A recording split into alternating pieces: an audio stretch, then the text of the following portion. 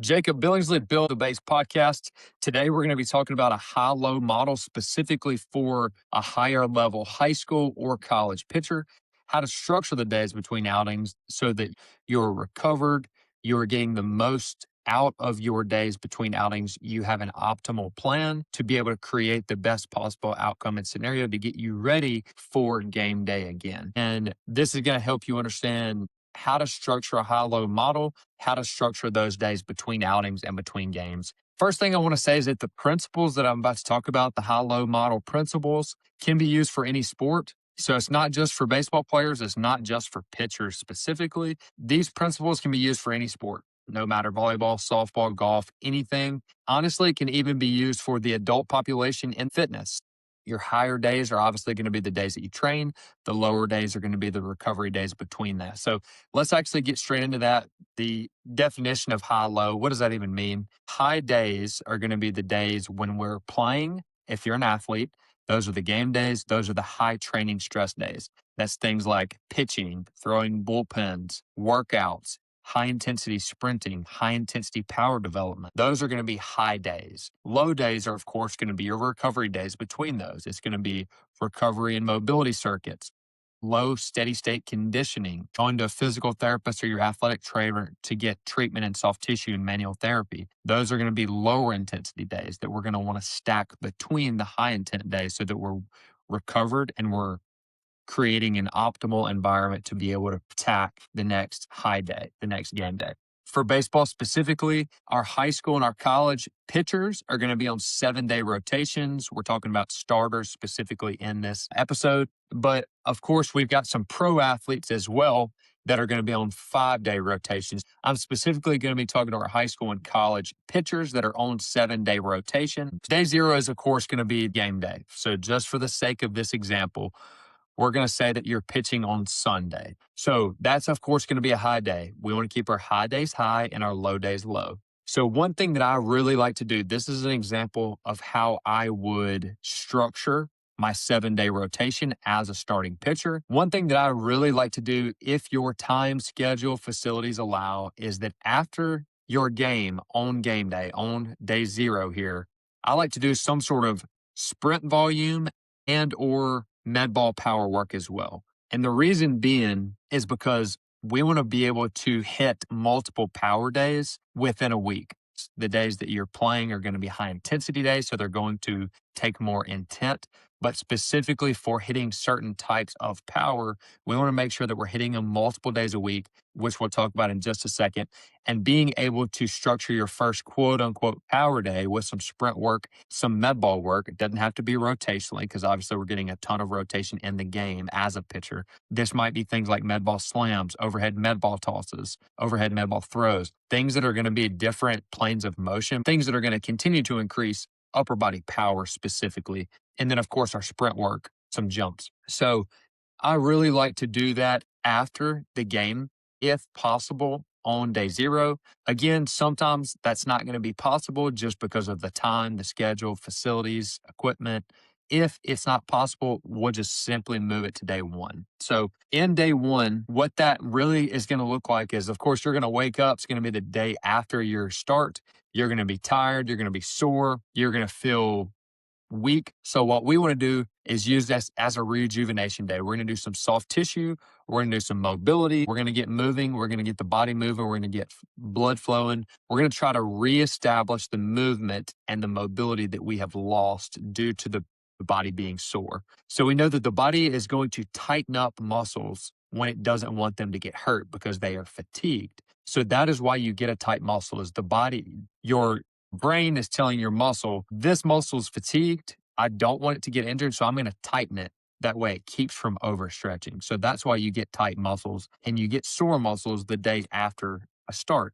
And what we want to do is just to go in and start to recover those, go in and start to regain some tissue length through static stretching and soft tissue, regain some range of motion in the joints through some nice, easy mobility work. And as I mentioned, if we can't get our sprint work and our med ball work after the game on day zero, then this is where we would add this on day one. And the reason that we want to add this on day one, again, is so that we can actually get 2 power days in.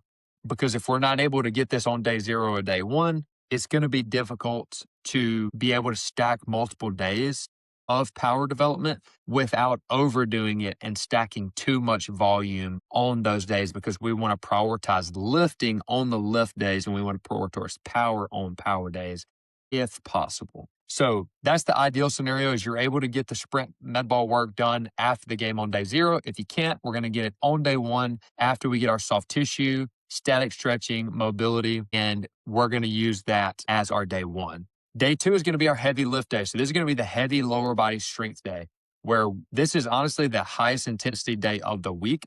This is where we're getting after it. We're pushing the weight, where we are increasing load. We are having high intensity in the weight room from a lower body standpoint.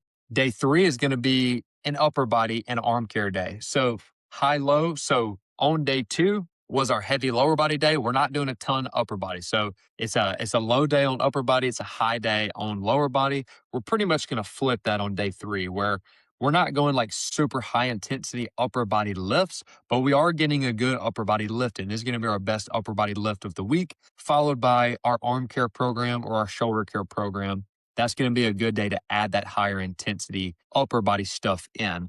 Day 3 is also typically the day where guys' arms are starting to feel better. They might want to stretch it out with some nice, easy long toss. This is not a day where we want to do like pull downs or anything like that. If you are a long toss guy, this would be a good day to do that before your upper body and shoulder care lift. Because again, this is the day that we want to stack our upper body intensity and volume on so that we can have a lower day again to follow, which takes us into day 4. And day 4 is going to be a movement and mobility day. So this is a low day. We're going back through some soft tissue work, some stretching, some movement, some mobility, a low intensity day, allowing our body to recover from the previous day of upper body lifts, the previous day before that of lower body lifts. And that way we are getting ready for a day 5 bullpen day.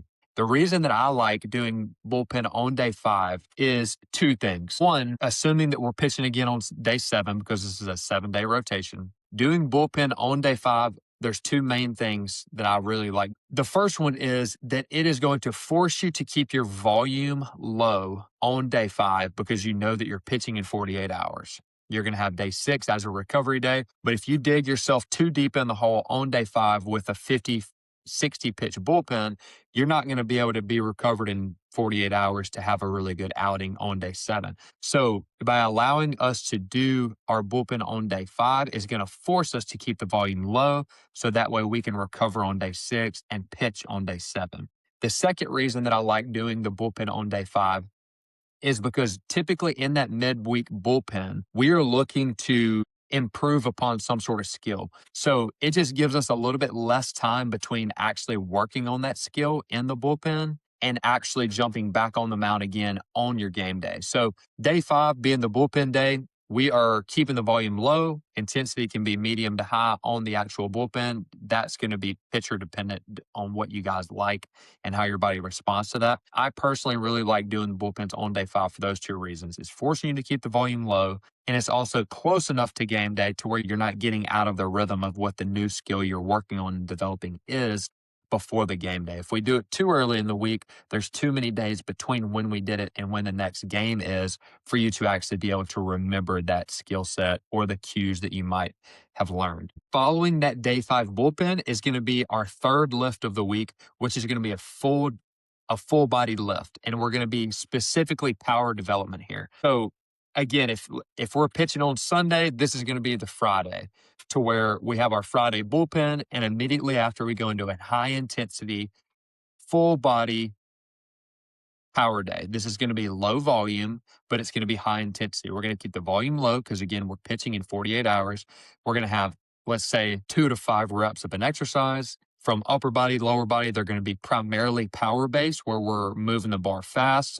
Maybe we're throwing med balls fast. If we're doing a trap bar deadlift on this day or some sort of bar specific lift, we're going to try to be moving this bar fast to get us a high response rate. And then that's going to take us into day 6, which is going to be the exact same thing as day 4, the movement and mobility day, which is before your mound. So the movement and mobility day is basically the day that you are doing before you touch a mound. So if we're doing our bullpen on day 5, we want to do movement mobility on day 4 to prepare us for day 5 bullpen.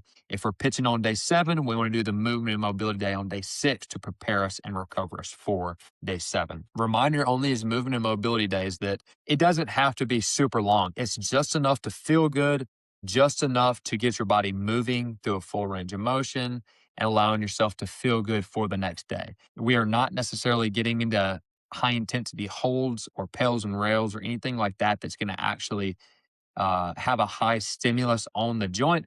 This is just simply a movement recovery day, allowing you to feel good for the following day. So be sure to not do too much intensity on those movement and mobility days because you're trying to use that as a low day to prepare you for the next day, which is going to be the game day.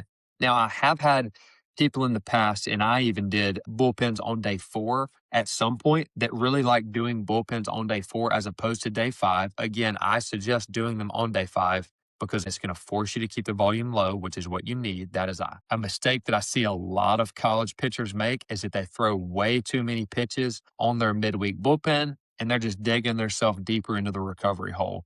And it's going to take longer to recover if you're throwing a ton of pitches on that midweek bullpen. You want to have a plan on that midweek bullpen. We'll talk about that in another episode.